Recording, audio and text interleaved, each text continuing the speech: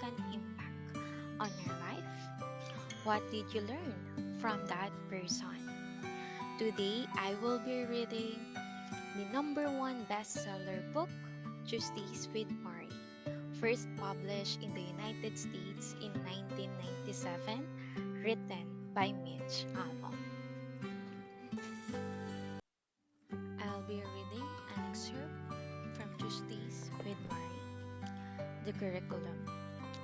The last class of my old professor's life took place once a week in his house, by a window in the study where he could watch a small hibiscus plant shed its pink leaves.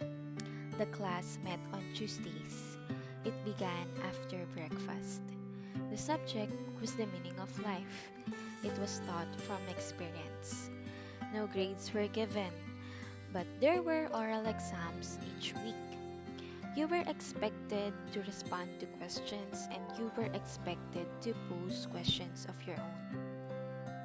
You were also required to perform physical tasks now and then, such as lifting the professor's head to a comfortable spot on the pillow or placing his glasses on the bridge of his nose.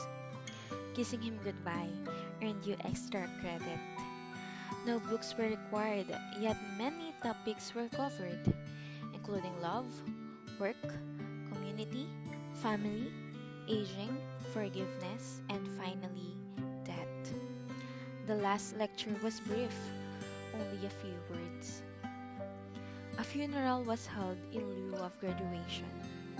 Although no final exam was given, you were expected to produce one long paper on what was learned. That paper is presented here. The last class of my old professor's life had only one student. I was the student. Campus bookstore, I shopped for the items on Morrie's reading list.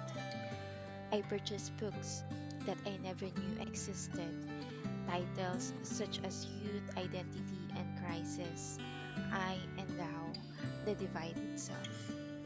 Before college, I did not know the study of human relations could be scholarly. Until I met Morrie, I did not believe it.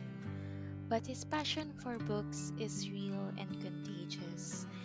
We begin to talk seriously sometimes.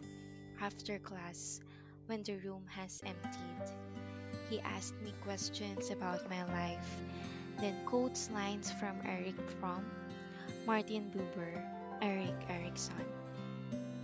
Often, he defers to their words, footnoting his own advice, even though he obviously thought the same things himself.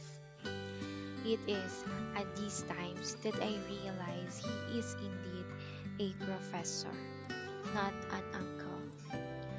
One afternoon, I am complaining about the confusion of my age. What is expected of me versus what I want for myself? Have I told you about the tension of opposites? He says. The tension of opposites? Life is a series of pulls back and forth. You want to do one thing, but you are bound to do something else. Something hurts you, yet you know it shouldn't. You take certain things for granted, even when you know you should never take anything for granted.